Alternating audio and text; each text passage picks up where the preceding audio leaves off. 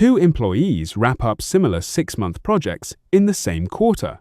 The first project ran smoothly nearly the entire way through. Clean scope, few surprises, right up until the final week, which turned into an unplanned scramble, late nights, a chaotic handoff, and a launch that happened without anyone really marking it.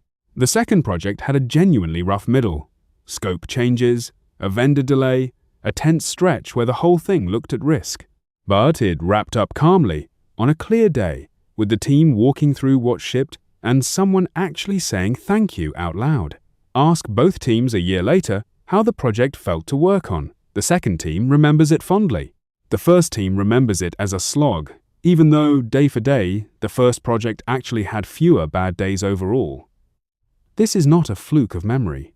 It's a well-documented, remarkably consistent pattern called the peak-end rule, and once you know it exists, you start seeing it shape how every team remembers every project, launch, and quarter you've ever run. People do not judge a past experience by averaging how it felt moment to moment. They judge it almost entirely by two data points, whatever the single most intense moment was, good or bad, and however the experience ended. Everything else, the long, stable middle, the ordinary, unremarkable stretches that made up most of the actual calendar, mostly fades from memory and barely factors into how the experience gets remembered or described later. The psychologist behind this finding is Daniel Kahneman, and the research that established it is unusually vivid because it came out of studying real physical discomfort rather than abstract survey questions. In one of the most cited studies, Kahneman and physician Donald Redelmeyer tracked patients undergoing colonoscopies in the 1990s, having them rate their discomfort at regular intervals throughout the procedure, then rate the procedure overall afterward. Some patients underwent a standard procedure. Others had the same procedure, equally uncomfortable throughout, but with an additional period at the very end where the discomfort was real but distinctly milder than what came before. Logically, the second group experienced strictly more total discomfort, since they went through everything the first group did, plus more time. But patients in the second group rated the overall procedure as less unpleasant, and were measurably more willing to return for a follow-up procedure later, purely because the experience tapered off gently instead of ending at its worst point. Kahneman ran a related experiment using a cold presser task, having participants hold a hand in painfully cold water, comparing a shorter trial that ended abruptly at peak discomfort to a longer trial, where the same painful cold water was followed by a brief additional period where the water was slightly, but noticeably, warmer before the hand came out. When asked afterward which trial they'd be willing to repeat, most participants chose the longer trial, the one with strictly more total time spent in painfully cold water, simply because it ended less badly. Kahneman called the broader pattern behind these findings duration neglect, the finding that how long an experience actually lasted barely registers in memory compared to its peak intensity and its ending. Total suffering doesn't drive the verdict. The trajectory of the ending does. The mechanism behind this traces back to a distinction Kahneman drew between what he called the experiencing self and the remembering self. The experiencing self lives moment to moment, and if you could interview it in real time, it would accurately report every uncomfortable minute of that first colonoscopy or that longer cold water trial. But nobody consults the experiencing self when deciding how they felt about something after the fact. Decisions about whether to repeat an experience, recommend it, or describe it to someone else all get made by the remembering self. And the remembering self doesn't have access to a full moment-by-moment record. It builds a compressed summary, and that summary, whatever shortcut the brain uses to compress weeks or months of lived experience into one usable verdict, weights, peaks, and endings enormously, and essentially discards the flat, ordinary middle stretch almost entirely. Kahneman later folded this pattern into a broader distinction he spent years developing between what he called experienced utility and remembered utility, two separate measures of the same event that frequently disagree with each other. Experienced utility is the running total of how good or bad something actually felt while it was happening, added up moment by moment, the number you'd get if you could somehow sum every instant of a project, or a procedure, or a vacation. Remembered utility is the single retrospective verdict a person forms afterward, the number they'd give you if you asked them a week later how it went. Kahneman's research kept turning up the same uncomfortable finding that people make future decisions, whether to repeat something, recommend it, or avoid it, almost entirely based on remembered utility, not experienced utility, even though remembered utility is a distorted, compressed, and often actively misleading summary of what actually happened. This matters for management specifically because most of what a manager can actually control day to day happens at the level of experienced utility, the daily texture of the work, while what determines whether someone stays, refers a friend, or speaks well of the team later is almost entirely remembered utility. Optimizing the wrong one is an easy, invisible mistake to make, because the two usually track each other reasonably well right up until the ending diverges from the rest of the experience. The same logic scales down to something as short as a single workday, not just a 6-month project. Kahneman later helped develop what's called the day reconstruction method, a technique for measuring well-being by having people reconstruct the previous day, episode by episode, rather than rating it as one lump summary. And even at that much smaller scale, the peak and the ending of a single day carried outsized weight in how people described it afterward compared to the flatter, more ordinary stretches in between. A single rough hour at the end of an otherwise fine workday was enough to tilt someone's overall rating of that entire day toward negative, the same compression effect showing up at the scale of hours instead of months. For a manager, that means the peak end rule isn't only a project closeout concern, it's operating quietly at the end of every single day a team spends together, which is part of why a team meeting that runs long and ends on a tense, unresolved note can sour how people describe an otherwise perfectly ordinary day. And why ending meetings deliberately, even small daily ones, deserves more attention than it usually gets.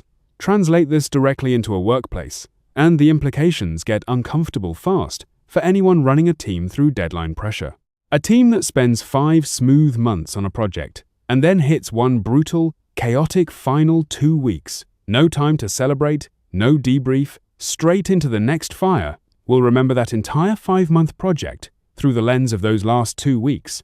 Ask them 6 months later how the project went, and the honest answer, distorted by the peak end rule but no less real to them, is that it was rough, stressful, a grind.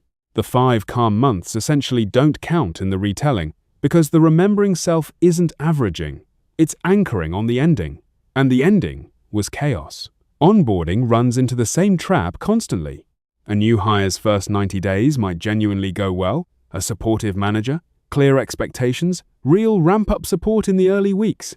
But if the process ends with the new hire suddenly thrown into an under-resourced, high-pressure project in week 12 with no additional support, the abrupt tone shift at the end colors how they describe the entire onboarding experience afterward to recruiters, to peers, to their own private sense of whether they made the right move joining the company. A strong first 2 months gets erased by a rough final stretch, not because the rough stretch was longer or more representative, but because it's what the memory system weighted most heavily when compressing the whole experience into a verdict. Annual performance cycles are shaped by the same effect, often invisibly to the manager running them. An employee's entire year might include months of solid, unremarkable, genuinely good work. But if the final performance conversation of the cycle is rushed, generic, or delivered without real specificity, that thin, hurried ending becomes disproportionately what the employee remembers about how the company sees their year. Managers sometimes treat the year-end review as a formality, the last box to check before the holidays, precisely the moment the peak end rule says matters most. A rushed 15-minute conversation at the close of 12 genuinely good months can leave someone feeling undervalued for the entire year, not because the substance of the feedback was negative, but because the ending itself felt like an afterthought. Client relationships and internal reorganizations follow the identical pattern. A client engagement that ran smoothly for the bulk of a contract, but wound down with an abrupt, transactional offboarding, no wrap-up call, no summary of outcomes delivered, just a final invoice, tends to get remembered by the client as a disappointing experience overall, regardless of how strong the actual delivered work was for most of the relationship. Reorganizations behave the same way internally. A difficult quarter of layoffs or restructuring that closes with a clear, honest, well-run all hands, real answers to real questions gets remembered very differently by the remaining team than an identical difficult quarter that just trails off into silence and rumor, even when the underlying facts of what happened were the same in both cases. Hiring processes carry the same distortion, and it cuts in a direction most companies never think to measure. A candidate can go through 4 genuinely thoughtful interview rounds, thoughtful interviewers, real conversation, a process that felt respectful and well run at every stage, and still walk away with a lasting negative impression of the company because the process ended with 3 weeks of silence, then a generic rejection email, or worse, no response at all. That candidate doesn't average the 4 good conversations against the poor ending and land somewhere neutral. The ending dominates, and it's what they tell their own network about what it's like to interview there, regardless of how well the earlier rounds actually went. The same logic runs in reverse for candidates who get the job. A strong interview experience capped with a clear, warm, well-organized offer conversation sets a tone that colors how they interpret their first genuinely difficult week on the job months later, because the remembered opening was calm and intentional rather than chaotic. The common mistake here is almost structural, built into how deadline pressure naturally distributes itself. Endings are exactly the moment when managers have the least bandwidth left to invest in how something closes out, because the ending is usually also when the actual deliverable, the launch, the handoff, the final decision, demands everyone's full attention. The instinct is to treat the wrap-up, the recognition, the debrief, the calm close as the soft, optional part, the thing that gets cut first when time runs short, precisely because it doesn't feel load-bearing to the actual output. But the peak end rule says the opposite. The wrap-up isn't the soft part. It's the part doing the most work in determining how the whole experience gets remembered, filed away, and talked about for months or years afterward. The fix is not manufacturing artificial positivity or throwing a party to paper over a genuinely bad project. People see through forced cheer immediately, and a fake celebration bolted onto a real disaster usually reads as worse than no ceremony at all, since it signals the team's actual struggle isn't being acknowledged honestly.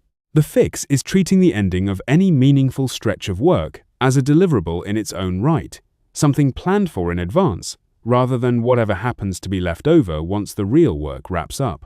Concretely, that means blocking real time for a close, not squeezing it into the last 10 minutes of a meeting about something else.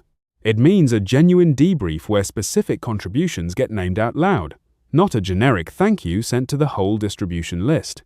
It means giving a rough project a deliberately calm, well-run final week, even if the middle was chaotic, protecting that closing stretch from becoming yet another fire drill, because that closing stretch is quietly doing more to shape the team's memory of the whole effort than the 5 calm months that came before it. For managers running annual cycles, it means treating the final review conversation of the year with at least as much preparation as the first one, not less, since it's the conversation people will actually remember when they think back on how the year went. There's a second, less obvious lever available here too, which is deliberately front-loading crunch instead of letting it default to the end. Most project timelines drift toward a chaotic finish, not because chaos is inevitable, but because slack in the schedule gets consumed first, and pressure naturally accumulates at the deadline, the same way water finds the lowest point. A manager who protects the final week on purpose, pulling scope cuts and hard conversations earlier into the middle of the project instead of leaving them to surface at the end, is making an active trade, accepting a rougher middle in exchange for a calmer close. Given everything the peak end rule shows about how the ending gets weighted, that trade is almost always worth making, even though it feels counterintuitive in the moment, since a manager under schedule pressure instinctively wants to push problems as far downstream as possible rather than confront them while there's still time left to absorb the disruption calmly. It also helps to build the debrief itself around specific questions rather than an open "how did that go?" since open prompts tend to surface whatever emotion is loudest in the room at that exact moment, usually whatever just happened most recently. Asking what was the best week of this project, what almost went wrong that people should know about, and what would we do differently starting now, forces a more complete retrieval than relying on people's unprompted, ending-skewed recollection. It won't fully cancel out the peak end rule, memory doesn't work that cleanly, but it at least gives the flatter, ordinary middle of the project a fighting chance of being represented in how the team talks about it afterward, instead of getting silently overwritten by whatever happened in the final week, none of this means the middle of a project doesn't matter, or that grinding through a rough stretch has no real cost to the people living through it day by day. It clearly does, and pretending otherwise would be its own kind of dishonesty toward the people who actually lived those rough weeks in real time, the experiencing self that felt every bit of the strain, even if the remembering self later smooths it out of the story. A manager who reads this and concludes that the middle doesn't matter, because memory is forgiving, has misread the finding entirely. The middle still determines whether the work gets done well, whether people burn out, whether the team is intact enough to have an ending worth protecting in the first place. What the peak end rule actually says is narrower, and in a way, more useful. It says the story people tell themselves and each other about an experience, the story that shapes whether they want to work with you again, recommend your team, or stay through the next hard project, gets written almost entirely by the peak and the ending, not by a fair average of every day in between. That story is what gets repeated in exit interviews, in casual conversations with recruiters, in the offhand comment a departing employee makes to the 3 or 4 people still deciding whether the team is a good place to be. Nobody circulates a fair, moment-by-moment average of their time somewhere. They circulate the compressed, distorted, peak and ending version because that's the only version their own memory actually handed them. If you want people to remember working with you well, the highest leverage place to spend your remaining attention isn't necessarily the middle, where most managers instinctively focus because the middle is where the actual output gets produced. It's the close, deliberately protected, deliberately calm, planned for as far in advance as the kickoff was, and never the part you let happen to you simply because there was no time left on the calendar to do anything else with intention. Subscribe if you want more research like this, translated out of the lab and straight into the next meeting on your calendar.